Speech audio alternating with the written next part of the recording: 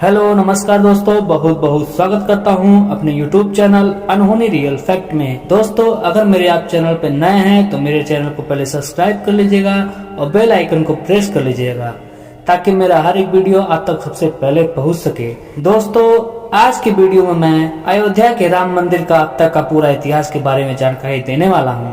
तो चलिए दोस्तों, मैं अपने वीडियो को स्टार्ट करता हूँ। मैं मानता हूँ कि अयोध्या स्थित भगवान श्री राम जन्मभूमि मंदिर का पूरा इतिहास शब्दों में समेटना किसी के लिए संभव नहीं है, क्योंकि इसके ऐतिहासिक और कानूनी महत्व को तो फिर भी काफी हद तक समेटा जा सकता है, लेकिन इसके असीमित धार्मिक और पौराणिक मान्यताओं और उनसे जुड़े तथ्यों को शब्दों में सहेजना असंभव है। फिर भी यहाँ पर हमने इस पवित्र मंदिर के बारे में उसके हर पहलुओं को कुछ गिनती के शब्दों में समेटने की कोशिश की है। भगवान राम के पुत्र कुश ने बनवाया था पहला राम मंदिर। पौराणिक कथाओं और धर्म ग्रंथों के आधार पर तय हुई परंपरागत धाराओं के अनुसार अयोध्या के पवित्र श्री राम जन्मभूमि मंदिर के इतिहास का विवरण कुछ इस प्रकार है। जब भगवान श्री राम प्रजा सहित बैकुंठ धाम चले गए तो पूरी अयोध्या नगरी सरयू में समाहित हो गई। मात्र अयोध्या का भूभाग ही बच गया और वर्षों तक यह भूमि यूं ही पड़ी रही। बाद में कौशाम्बी के महाराज कुश ने अयोध्या को फिर से बसाया है। इसका वर्णन कालिदास के ग्रंथ रघुवंश में मिलने की बात कही जाती है। लोमस रामायण के अनुसार उन्होंने ही सर्वप्रथम पत्थरों के खम्भों वाले मंदिर का अपने परमपिता की पूज्य जन्मभूमि पर निर्माण करवाया। वहीं जैन परंपराओं के मुताबिक अयोध्या को ऋषभ देव ने फिर से बसाया था। महाराजा विक्रमादित्य ने बनवाया था भव्य राम मंदिर। भविष्य पुराण के अनुसार उज्जैन के महाराज विक्रमादित्य ने ईसा पूर्व में एक बार फिर से उजड़ चुकी अयोध्या का निर्माण करवाया। धार्मिक ग्रंथों के अनुसार उन्होंने अयोध्या में सरयू नदी के लक्ष्मण घाट को आधार बनाकर 360 मंदिर का निर्माण करवाया था।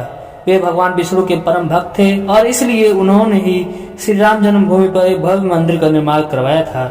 हिंदू पक्ष का दावा रहा है कि बाबर से पहले भी 1033 में मुस्लिम आक्रमणकारी सालार मसूद ने जन्मभूमि मंदिर को ध्वस्त कर दिया था। उसके बाद गढ़वाल वंश के राजाओं द्वारा इस पवित्र मंदिर का फिर से निर्माण तीसरी बार करवाया गया था। 1510 से 1511 के बीच में गुरु नानक देव जी ने किए थे जन्मभूमि के दर्शन। अयोध्या में राम जन्मभूमि मंदिर पर विवाद की कहानी की 1528 से शुरू हुई। हिंदुओं का दावा रहा है कि मुगल आक्रमणकारी बाबर ने उस पवित्र जगह को तोड़कर उस पर मस्जिद का निर्माण करवा दिया। अयोध्या राम जन्मभूमि बाबरी मस्जिद विवाद पर अपना ऐतिहासिक फैसला देते समय सुप्रीम कोर्ट ने उन सिख ग्रंथों को भी अहम सबूत माना है, जिसके मुताबिक सिख ग्रंथ के संस्थापक गुरु नानक देव जी ने आक्रमणकारी बाबर के भारत आने से पहले ही भगवान राम की जन्मभूमि के दर्शन के लिए अयोध्या पहुँचे थे। गुरु नानक देव जी ने 1510 से 1511 के बीच अयोध्या आए थे, जबकि बाबरी मस्जिद 1528 में बनाई गई थी। इतिहासकारों के अनुसार वहां पर बाबर के कहने पर उसके एक सूबेदार ने मस्जिद का निर्माण करवाया था। 1859 में राम चबूतरे पर फिर से पूजा की मिली इजाजत। राम मंदिर और बाबरी मस्जिद के विवाद को लेकर जन्मभूमि के आसपास के इलाकों में पहली बार 1853 में दंगों का जिक्र मिलता है। 1859 में अंग्रेजों ने इस विवाद को रोकने के लिए मुसलमानों को ढांचे के अंदर और हिंदुओं का राम चबूतरे पर पूजा अर्चना की इजाजत दी। 1885 में पहली बार महंत रघुवीर दास बाबरी मस्जिद के पास मंदिर निर्माण को लेकर फैजाबाद कोर्ट में एक याचिका लगाई, जिसे कोर्ट ने ठुकरा दिया। 23 दिसंबर सन 1949 को ढांचे के अंदर अचानक रामलला की मूर्ति पाई गई। 23 दिसंबर 1949 को राम जन्मभूमि मंदिर के इतिहास में एक बार से जबरदस्त मोड़ आ गया। उस दिन रामलला की प्रतिमा मंदिर के अंदर अचानक से विराजमान पाई गई। यह विवाद इतना बढ़ा कि आखिरकार तत्कालीन सरकार ने उस ढांचे को विवादित मानकर उस पर ताला लगवा देना पड़ा। ढांचे के अंदर नमाज रुक गई, लेकिन बाहर राम चबूतरे और परिसर के बाकी हिस्सों में पूजा अर्चना निरंतर चलती रही। 1986 में विवादित ढांचे का ताला खुला, फिर से अंदर पूजा शुरू हुई। 1950 से तत्कालिक विवादित परिसर को लेकर कानूनी जंग शुरू हुई। गोपाल विशारद और रामचंद्र दास ने ढांचे के अंदर रामलला की पूजा की इजाजत और उनकी प्रतिमा वहीं रहने देने की अनुमति के लिए फिरोजाबाद सिविल कोर्ट में 2 अर्जी दाखिल की। 1959 में निर्मोही अखाड़े ने भी तीसरी अर्जी लगा दी। इसके जवाब में 1961 में यूपी सुन्नी वक्फ बोर्ड ने विवादित जगह पर कब्जा लेने और ढांचे के अंदर से मूर्तियां हटाने की अर्जी लगाई।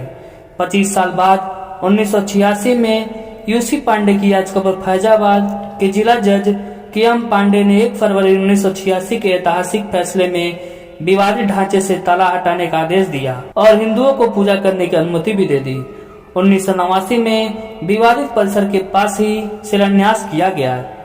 अगस्त 1989 में इलाहाबाद हाई कोर्ट ने फैजाबाद जिला अदालत से टाइल सूट अपने हाथ में ले लिया और विवादित जमीन पर यथास्थिति बरकरार रहने का आदेश दिया, यानी पूजा अर्चना निरंतर जारी रही। नवंबर 1989 में तत्कालीन सरकार ने विश्व हिंदू परिषद की विवादित भूमि के पास ही शिलान्यास की इजाजत दे दी। 6 दिसंबर सन 1992 को अयोध्या में राम जन्मभूमि आंदोलन से जुड़े लाखों कारसेवक जुटे थे। उन्होंने ही उस विवादित ढांचे को ध्वस्त कर दिया। भगवान रामलला ढांचे से निकलकर अस्थायी टेंट में आ गए। सुप्रीम कोर्ट ने उस विवादित जमीन पर यथास्थिति बनाए रखने का आदेश दे दिया और 6 दिसंबर 1992 से लेकर 9 नवंबर 2019 के सुप्रीम कोर्ट के फैसले तक रामलला उसी अस्थायी टेंट में विराजमान रहे, लेकिन उनकी पूजा अर्चना और दर्शन का कार्य निरंतर संपन्न होता रहा। 1993 में तत्कालीन पीवी नरसिम्हा राव सरकार ने विवादित जमीन के आसपास की 67 एकड़ अतिरिक्त जमीन को भी अधिग्रहित कर लिया। इलाहाबाद हाई कोर्ट ने भी राम जन्मभूमि का हिस्सा हिंदुओं को दिया।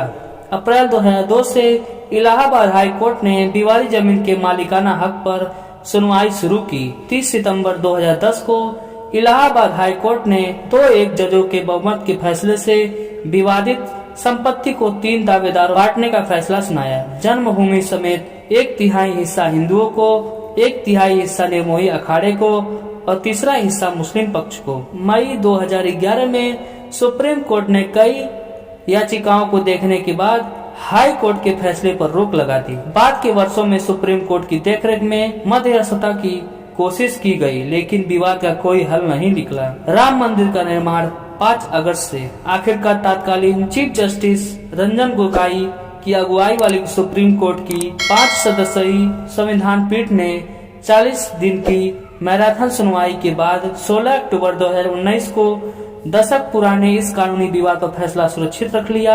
अंत में 9 नवंबर 2019 का वह ऐतिहासिक दिन आया जब सुप्रीम कोर्ट ने सदियों पुराने इस विवाद को हमेशा हमेशा के लिए निपटारा कर दिया। सर्वोच्च अदालत ने संपूर्ण विवादित परिसर पर भगवान रामलला का मालिकाना हक दे दिया और उनके भव्य मंदिर निर्माण के लिए केंद्र की नरेंद्र मोदी सरकार को 3 महीनों के भीतर एक ट्रस्ट बनाने की जिम्मेदारी सौंप दी। अदालत ने सरकार को मुस्लिम पक्ष को भी मस्जिद बनवाने के लिए अयोध्या में किसी महत्वपूर्ण स्थान पर 5 एकड़ जमीन देने का आदेश दिया। अदालत के इसी आदेश के बाद श्री राम जन्मभूमि तीर्थ क्षेत्र ट्रस्ट ने 5 अगस्त सन 2020 को वहां भव्य राम मंदिर के निर्माण के लिए भूमि पूजन और आधारशिला का कार्यक्रम तय किया गया और हमारा कुछ ही दिनों में भव्य राम मंदिर बनकर तैयार हो जाएगा। तो दोस्तों, ये रहा मेरा अयोध्या राम मंदिर का इतिहास। अगर आपको पसंद आया हो तो मेरे इस वीडियो को लाइक करना ना भूलिएगा और अपने दोस्तों तक शेयर कर दीजिएगा और मेरे चैनल को सब्सक्राइब भी कर लीजिएगा। मिलते हैं नेक्स्ट टॉपिक में, तब तक के लिए टेक केयर, बाय बाय, जय जय श्री राम।